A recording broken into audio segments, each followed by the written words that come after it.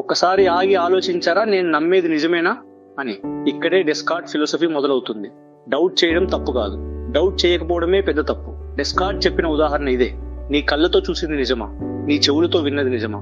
నీకు అనిపించింది నిజమా? మన సెన్సెస్ చాలా సార్లు మనల్ని చీట్ చేస్తాయి.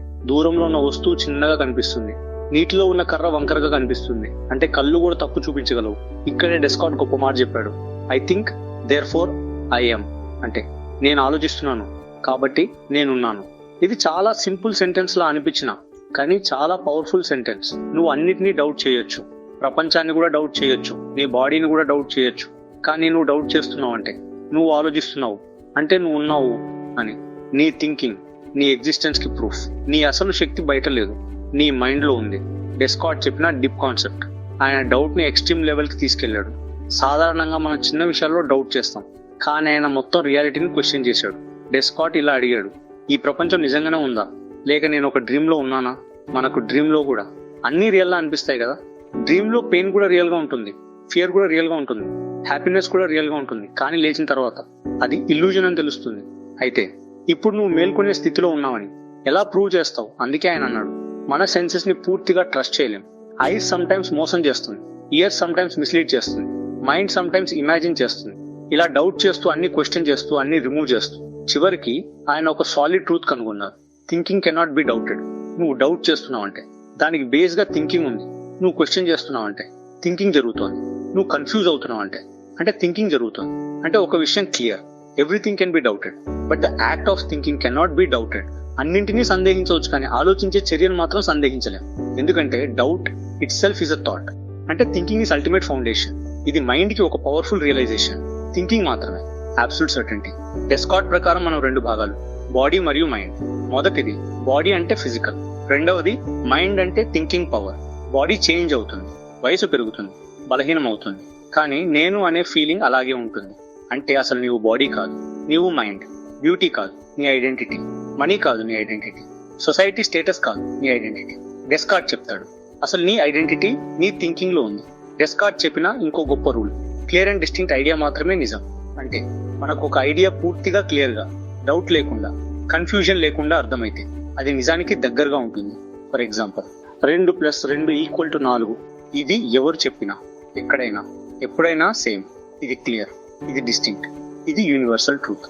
కానీ ఈ వ్యక్తి మంచివాడు అనేది అది ఒపీనియన్, అది పర్సెప్షన్. అంటే క్లియర్ అండ్ డిస్టింక్ట్ ఐడియాస్ గా లేడు. అందుకే క్లియర్ అండ్ డిస్టింక్ట్ ఐడియాస్ మాత్రమే నిజానికి దగ్గరగా ఉంటాయి. డెస్కార్ట్ ఏమి చెప్పాడంటే, లాజిక్ ఇంపార్టెన్స్ ఇవ్వు, రీజనింగ్ కి వాల్యూ ఇవ్వు, బ్లైండ్ బిలీఫ్ కి కాదు. ఎందుకంటే మన జీవితంలో చాలా ప్రాబ్లమ్స్ థింకింగ్ వల్ల రావు, థింకింగ్ లేకపోవడం వల్ల వస్తాయి. మనము ఇమోషనల్ గా రియాక్ట్ అవుతాం, అనాలిసిస్ చేయకుండా బిలీవ్ చేస్తాం, రూమర్స్ ఫాలో అవుతాం, గుంపుని చూసి డిసిషన్ తీసుకుంటాం. ఇది క్లారిటీ కాదు, ఇది కన్ఫ్యూజన్ చేస్తుంది. ఇంకో ముఖ్యమైన విషయం, డెస్కార్ట్ మెథడ్ ఆఫ్ థింకింగ్ అనే ఒక కొత్త ఆలోచన పద్ధతిని ప్రవేశపెట్టాడు. ఆలోచించడానికి కూడా ఒక సిస్టమ్ ఉండాలి అని ఆయన నమ్మాడు. ర్యాండమ్ గా కాదు, ఇమోషన్ తో కాదు, మెథడ్ తో. ఆయన చెప్పిన సింపుల్ రూల్స్ కానీ చాలా పవర్ఫుల్ రూల్స్. రూల్ నెంబర్ 1, ఏ విషయాన్నైనా వెంటనే ట్రూ అనుకోవద్దు. ఎవరు చెప్పినా, ఎంత పాపులర్ అయినా, ఎంత ఇమోషనల్ అయినా ప్రూఫ్ లేకుండా యాక్సెప్ట్ చేయొద్దు. రూల్ నెంబర్ 2, ప్రాబ్లమ్ ని చిన్న చిన్న పార్ట్స్ గా డివైడ్ చెయ్యి. బిగ్ సమస్య చూసి భయపడొద్దు, దాన్ని బ్రేక్ డౌన్ చెయ్యి, క్లారిటీ వస్తుంది. రూల్ నెంబర్ 3, ఈజీ నుండి డిఫికల్ట్ కి వెళ్ళి సాల్వ్ చెయ్యి. సింపుల్ విషయాలు క్లియర్ చెయ్యి, తర్వాత కాంప్లెక్స్ విషయాలకు వెళ్ళు. మైండ్ స్ట్రెస్ కాకుండా ఉంటుంది. రూల్ నెంబర్ 4, చివర్లో కంప్లీట్ రివ్యూ చెయ్యి. ఏమైనా మిస్ అయ్యిందా, ఏమైనా మిస్టేక్ ఉందా, అగైన్ చెక్ చెయ్యి. ఇది ఫిలాసఫీ మాత్రమే కాదు, లైఫ్ స్ట్రాటజీ. ఫర్ ఎగ్జాంపుల్, నీకు ఒక బిగ్ ప్రాబ్లం ఉందని, money problem, career confusion, relationship issue. Direct గా టెన్షన్ పడక, డివైడ్ చేయి. ఏం ప్రాబ్లం ఎగ్జాక్ట్లీ, ఎక్కడ మిస్టేక్ జరిగింది, ఏ ఆప్షన్స్ ఉన్నాయి, స్టెప్ బై స్టెప్ ప్లాన్ ఏమిటి. క్లారిటీ మొదలవుతుంది, ఫియర్ తగ్గుతుంది. ఇది pure logical method. No drama, no panic, only reasoning. Descartes చెప్తాడు, ఇమోషన్ కాదు, రీజన్ తో జీవించాలి. ఇది చాలా బోల్డ్ స్టేట్మెంట్, ఎందుకంటే మనం ఎక్కువగా ఇమోషన్ డ్రివెన్.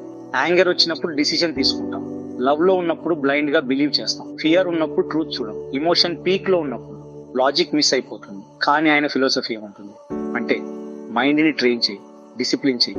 మైండ్ కూడా మసిల్ లాంటిది, ట్రైన్ చేస్తే స్ట్రాంగ్ అవుతుంది, ఇగ్నోర్ చేస్తే వీక్ అవుతుంది. ఇదే డెస్కార్ట్ ఫిలాసఫీ. అదే నిజమైన మెంటల్ ఫ్రీడమ్ ఇచ్చే ఫిలాసఫీ.